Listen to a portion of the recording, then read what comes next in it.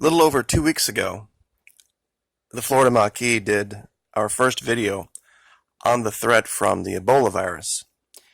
And like virtually every other story we have tried to break early, it was met with cynicism, derision, laughter, and accusations of fear porn. Well, when the first outbreaks were starting to be tracked in August of last year, it took from August of 2018 to March of this year to reach 1,000 cases. It has now taken from March of this year to May, basically, of this year to reach 2,000 cases. So it went from, August, September, October, November, December, January, February, March.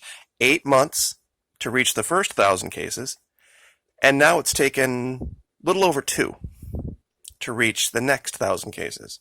So I'm not really sure how you say it's under control, how you say that they have a handle on it, and that this is fear porn. Not really sure, but we are going to continue to report it.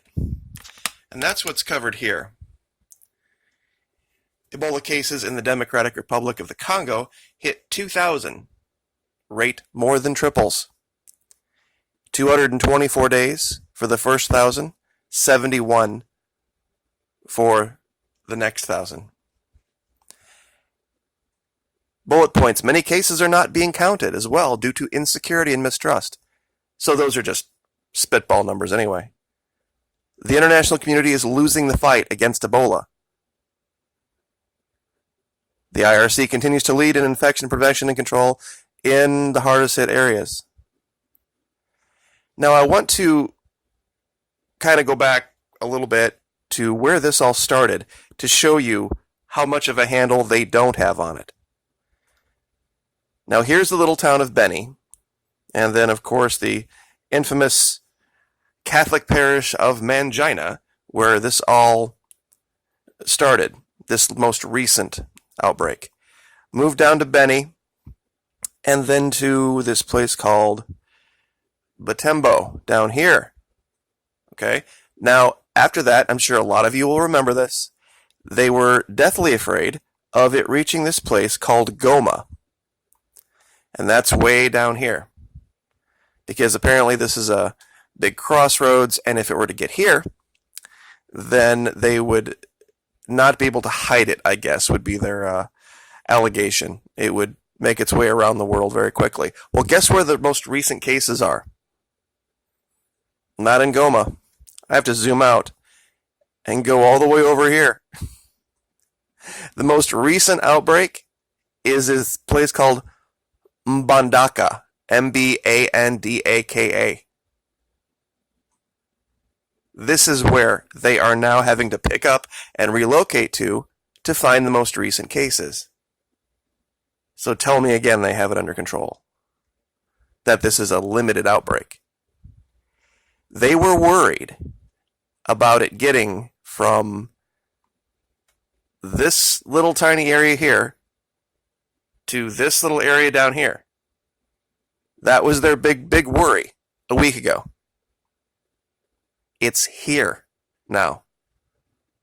Moving out of what was formerly Zaire, now called the Democratic Republic of the Congo, to this place just called the Republic of the Congo.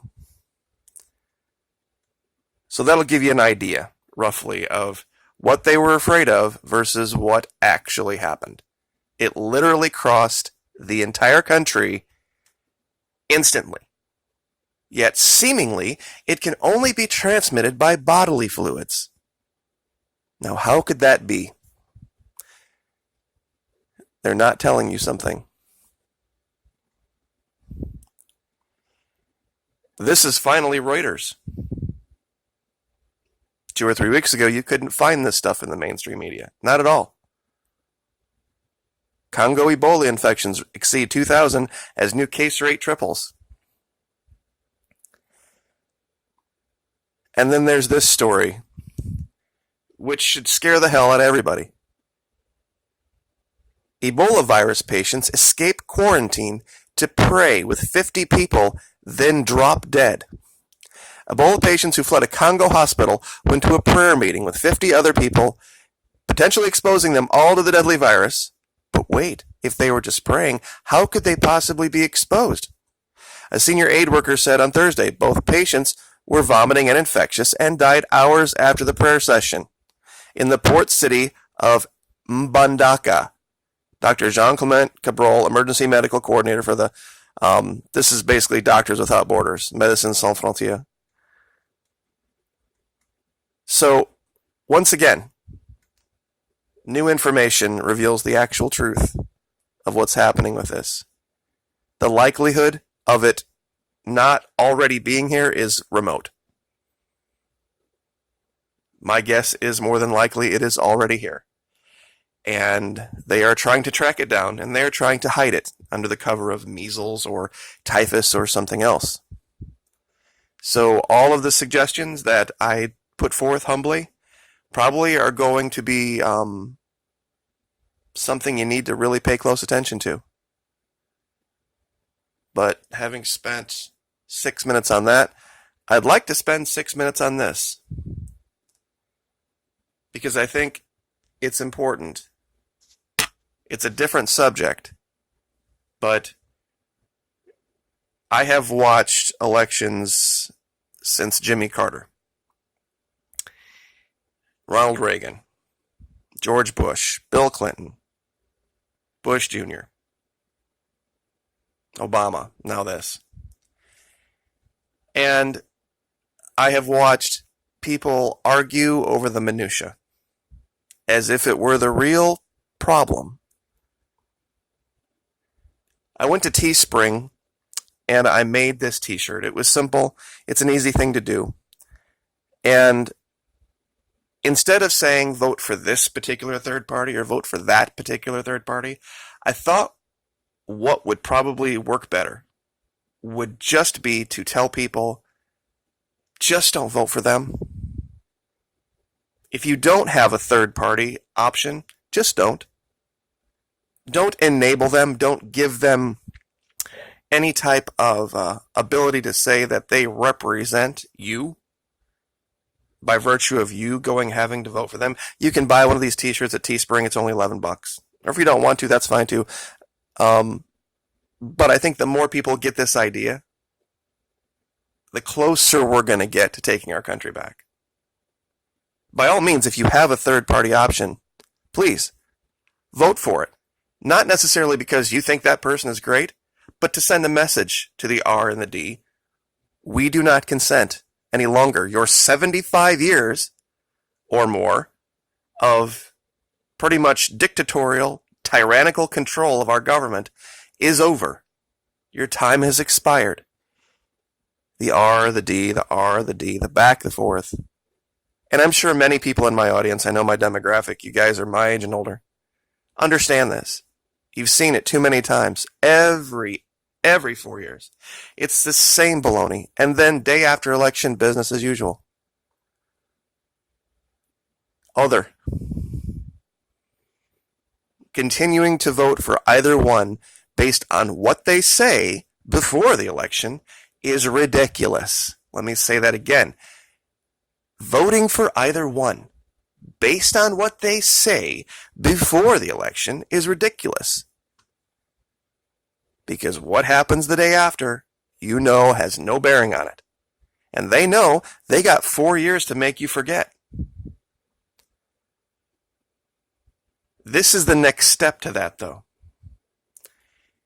You're going to see a lot of media types come out and attempt to convince you that it's wasting your vote by abstaining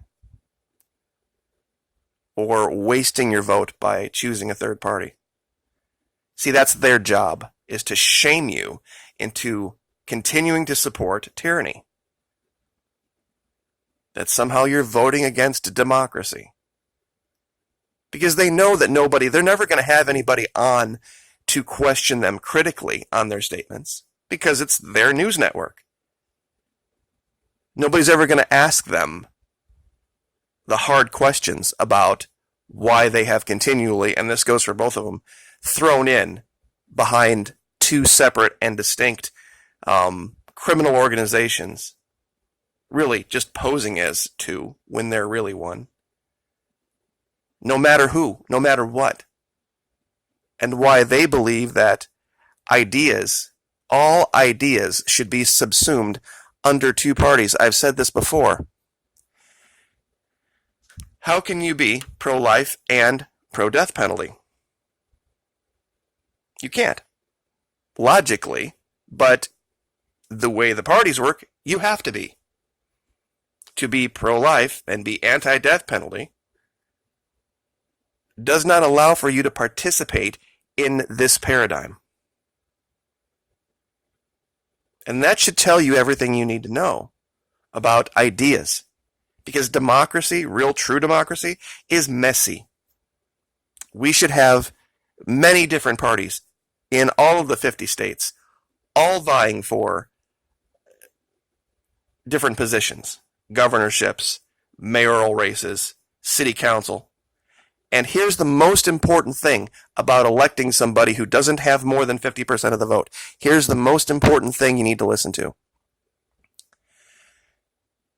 If there were to be a 7-way race and someone would win with, say, 20% of the vote, do you know what that means? That person is not going to go into government and have the ability to conduct cronyism. They're going to have to stand on the strength of the people that supported them and those ideas. See, right now, no matter who you choose, they got half the government to play cronyist games with. No matter who you choose. Their allegiance is not to the American people. Their allegiance is to their party. And they spend every 4 years, the year before, shaming you and making you feel bad for wanting there to be what our founding fathers originally intended.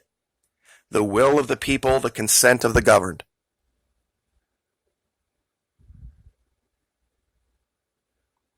If you'd like to get one of these t-shirts, it's real easy. Teespring. Teespring. And Florida Maki. Not hard to find.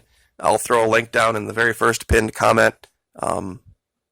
Description boxes these days have become landmines on YouTube, and I won't waste a whole bunch of your time explaining why that is. But do understand, the same people that tell you you can only choose R&D have waited a month or more, actually 6 months really, to warn you about something that could kill you. See, wasn't that their job, to keep the American people informed about things like this? See, this burial should tell you everything you need to know. One guy has one boot, one guy has no glove, one guy's just wearing a hat, one guy's in the hole with the cardboard box with the infectious corpse. Every single person you're looking at here is more than likely already infected and probably already dead. There are more animals than I could count that could easily dig a hole down there and expose that corpse. In Africa. For sure. Should tell you everything you need to know. It is everywhere. It is spreading. It is all over that continent. It is on its way and more than likely already here. If you haven't taken the precautions that I have suggested, go to my other videos. There's one specifically titled Best Practices for Hygiene, or something to that effect. That will give you a start.